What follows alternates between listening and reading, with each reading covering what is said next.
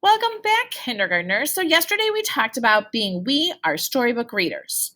We talked about looking in the pictures, remembering, and reading the pictures. Then we talked about making the words in the pictures match and that we can talk like characters. Well, I hope you got to look at some of your storybooks at home, old time favorites. Some of those old time favorites are because we've read them with adults and then we try to practice them, or the teachers have read them and you've heard them a lot, so they become old time storybooks. Well, today I want to see if maybe we could read a new storybook together and maybe make it an old time favorite after we reread and reread. Because that's how the storybooks become our old storybook favorites, by rereading them.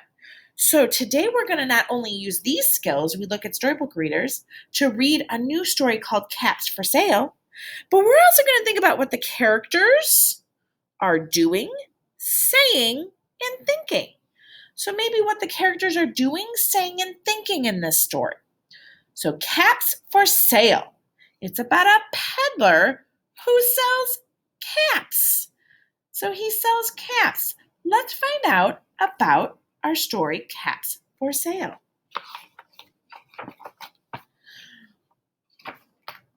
Once there was a peddler who sold caps, but he was not like an ordinary peddler, carrying his wares on his back.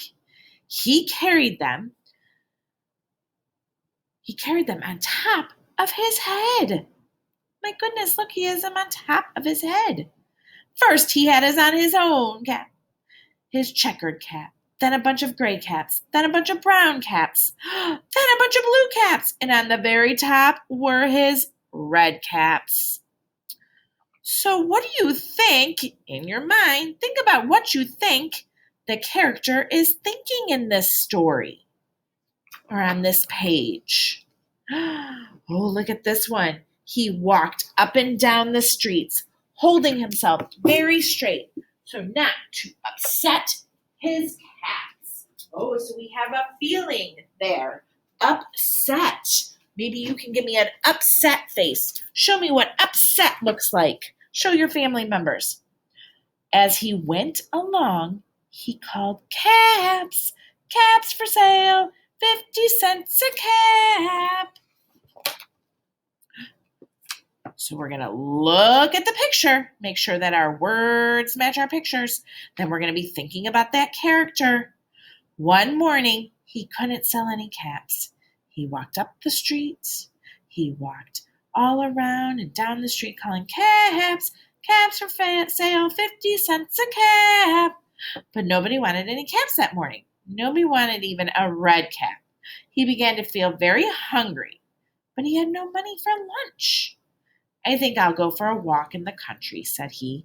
He walked out of town slowly, not to upset his cats. He didn't want them to move.